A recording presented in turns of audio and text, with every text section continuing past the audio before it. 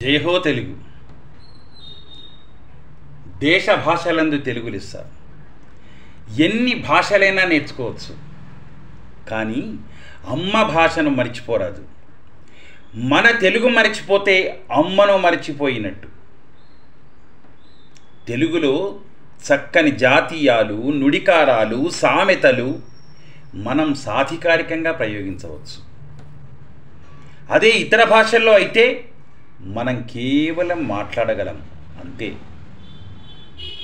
చమత్కరించలేము. భాషలోని తీయదనం రుచి చూపించలేము.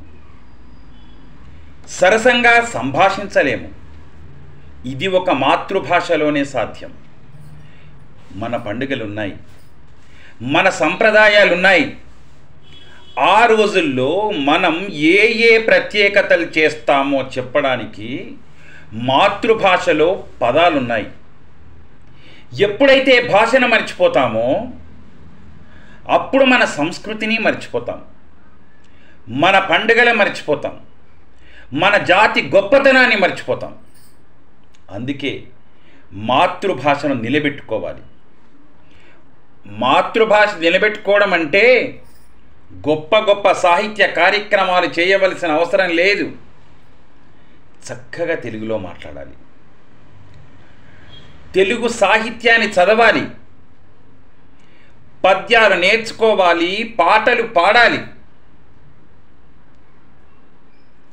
గ్రంథాలయాల్లో పుస్తకాలు చదవాలి, వార్తాపత్రికలు చదవాలి. తెలుగులో ఉండే మాధుర్యాన్ని తెలుసుకోవాలి, చర్చల్లో పాల్గొనాలి. పక్క వాళ్ళకి తెలుగు మాధుర్యాన్ని అందించగలగాలి. మనకు మన పెద్దలు భద్రంగా ఇచ్చిన తెలుగు భాషను మన తరువాతి తరాలకు అందించగలగాలి. ఇదే కదా భాషా సేవ.